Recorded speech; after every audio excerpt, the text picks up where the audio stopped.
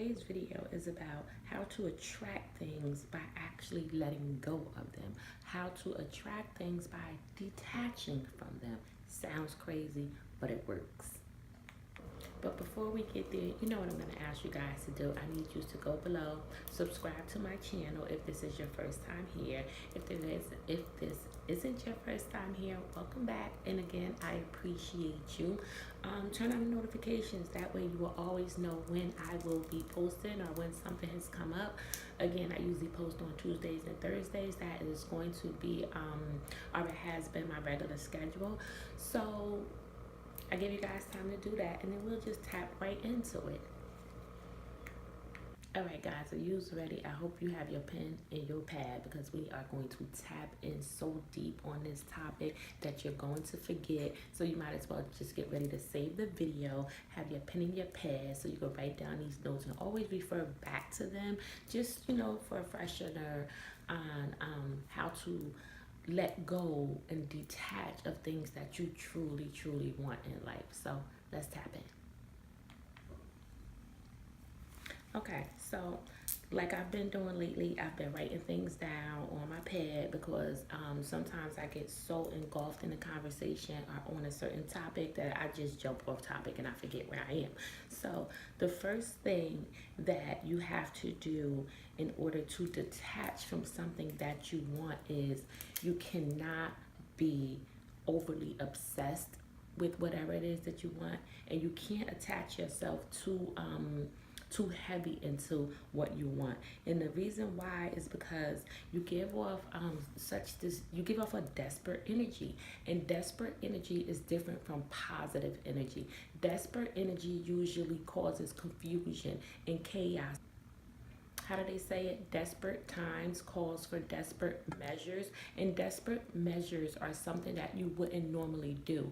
It's a way that you wouldn't normally act, or a way that you wouldn't normally speak. So the energy that you're putting out there, it's a desperate energy, and it's causing negativity into what you want. So instead of attracting it to you, it's actually pushing it away from you. It's okay to be a little nervous. It's okay to be a little anxious because you're wanting something. But when you go too hard and it messes up the frequency, the vibration of the frequency of what it is you're trying to achieve.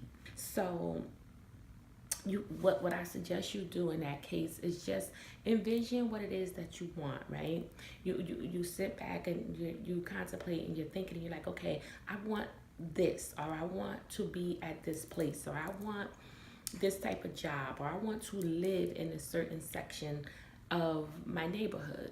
So what I suggest you do is envision it, manifest it, pray on it, meditate on it, whatever you normally do in order to attract things into your life. I need you to do those things. And once you do those things, you have to sit back. You envisioned it, you manifested, you prayed upon it. Now you have to let it go out into the universe so that it can manifest itself and it can return to you. Because at the end of the day, what is yours is going to be yours if you allow it to be yours. If you jump in the way and you create an obstacle, then it's no longer yours, or it's going to take longer to get to you. So you have to, just envision it, pray on it, meditate on it, and then let it free, let it go out into the universe. Let's say you want this dream job, right? The first thing you do is envision yourself in a job. Second thing you do is you research the qualifications for that job. You make sure that you have the qualifications. Then you go into what I would do is study people or speak to people who have worked in that position or in that field. Then you apply for the job. And then once you apply for the job, you get the interview or whatever. You go in there and you ace it. You ace it. You know that you've aced it. You walk out of there, you feel good, you feel great. You like, yeah, that's all me. and then you have to let it go. You have to let it go by detaching from it, because you can't just feel like I aced that interview and then wake up tomorrow and call them like, yo, y'all finished interviewing, or call and send an email like, how did I do in an interview? Absolutely, you cannot do that. You can send an email, thank you for taking your time out to interview me. That is it. Let go, detach yourself from it, and move on. Now, during your attachment period, what I would suggest that you do is find something else that makes you happy. Just follow people that's on a path because it's making you happy, but you've detached from you applying for that job. Just, those are just some samples that I had regarding letting go. Oh, another thing is you have to trust the universe. You have to trust the universe. You absolutely have to have faith that it will come to you, but you also have to understand that it will come to you in the time in which you need it and in the time in which you are ready for it. So you have to prepare yourself. It's just like being pregnant. I know I use a lot of analogies, but it's just to kind of make you guys understand things a little bit easier. Just say that you wanted to conceive a child and you were having difficulties conceiving or whatever, you and your mate. So you go to the doctor, you get fertility pills, whatever the case is, and now you become pregnant. So what you have to do is you have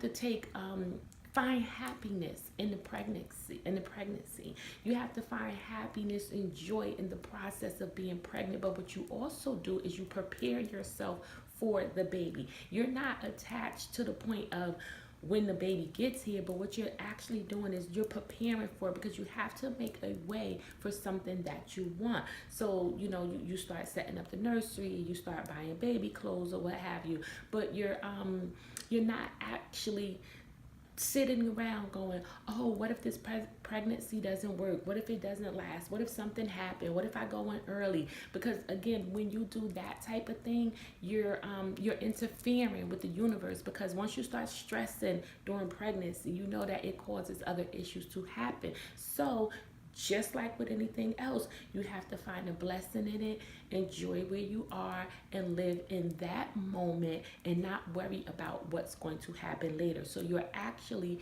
detaching yourself from the labor part of the pregnancy while you enjoy the pregnancy itself. So another example. Okay, I've heard this story from Steve Harvey, and I thought that this was like a really perfect analogy for what we're talking about right now. Before he was, Steve Harvey, super rich guy, whatever, he wanted a car. He wanted a new car because the car he had was broken down. So he had the car in his driveway broken down. And his mom said to him one day, you keep saying you want a new car, but you haven't gotten rid of the old car yet. It wasn't a working car. So it's like, move that car out of the way to allow something new to come in its spot. And that's all we have to do in life. We have to learn to, detach ourselves from the things that we want so they can manifest and come into our lives peacefully. They can come into our lives with a blessing, because we possess so much power. We possess the power of negativity as well as positivity. But a lot of times we dwell on the negative, the what ifs, the how is it going to happen, when is it going to happen, what's going to happen to allow it to get where it needs to be, instead of just saying, I know this is for me, I know it's mine, I envisioned it, I prayed on it, I meditated on it, now I'm going to sit back and wait. So I don't know if you guys had any questions or if you have any comments about this topic. If you do, leave something below. Let me know how you feel about the topic. Let me know if you've had anything that you've detached yourself from in order to manifest it in your life. If this is your first time ever hearing about that, let me know about that too. And then try it and come back and let me know if it worked for you or if it didn't work for you.